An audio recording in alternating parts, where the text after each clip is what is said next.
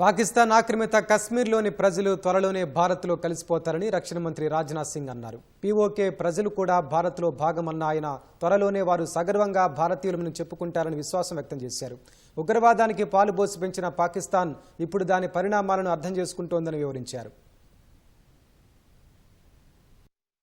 ఢిల్లీలో CII business summit లో పాల్గొన్న రక్షణ మంత్రి రాజ్నాథ్ సింగ్ పాక్ ఆక్రమిత కశ్మీర్ పై కీలక వ్యాఖ్యలు చేశారు. పీఓకేలోని ప్రజలు భారతీయ కుటుంబంలో భాగమని తెలిపారు. పీఓకే ప్రజలు తిరిగి భారత ప్రధాన స్రవంతిలో కలిసిపోయే రోజు దగ్గరలోనే ఉందని వ్యాఖ్యానించారు. పీఓకే ప్రజలను కొందరు తప్పుదోవ పట్టిస్తున్నారని వివరించారు. పెంచి పోషించిన ఉగ్రవాదం వల్ల పాకిస్తాన్ ఇప్పుడు భారీ మూల్యం చెల్లించాల్సి వస్తుందని గుర్తు చేశారు. పాకిస్తాన్తో భారత్ వ్యవహరించే తీరు ఇటీవల పూర్తిగా మారిందని స్పష్టం చేశారు.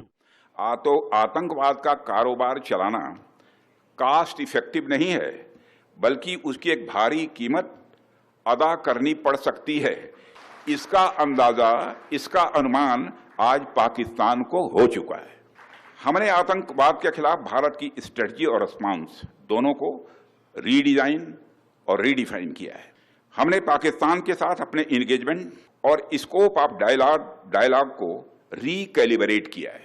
अब जब भी बात होगी केवल आतंकवाद पर बात होगी, पीओके पर बात होगी. साथियों, मैं मानता हूं कि आज पाक ऑक्युपाइड कश्मीर के लोग हमारे अपने हैं, हमारे परिवार के हिस्सा हैं.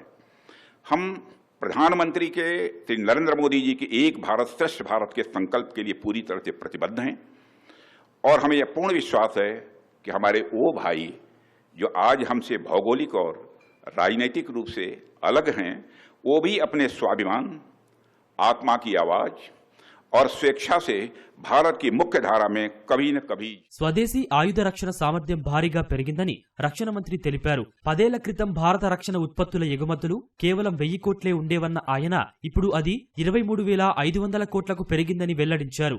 దేశ భద్రత కోసం రక్షణ రంగంలో మేక్ ఇన్ ఇండియా ఎంత కీలకమో ఇప్పుడు తెలుస్తోందన్నారు. ఆపరేషన్ సింధూర్ సమయంలో స్వదేశీ ఆయుధ వ్యవస్థలు ప్రదర్శించిన సామర్థ్యం ప్రపంచాన్ని ఆశ్చర్యపరిచిందని చెప్పారు. ప్రస్తుతం ఫైటర్ జెట్లు, క్షిపణి వ్యవస్థలను నిర్మించడం సహా భవిష్యత్తు యుద్ధ సాంకేతికతలో కూడా ముందడుగు వేస్తున్నామని వివరించారు.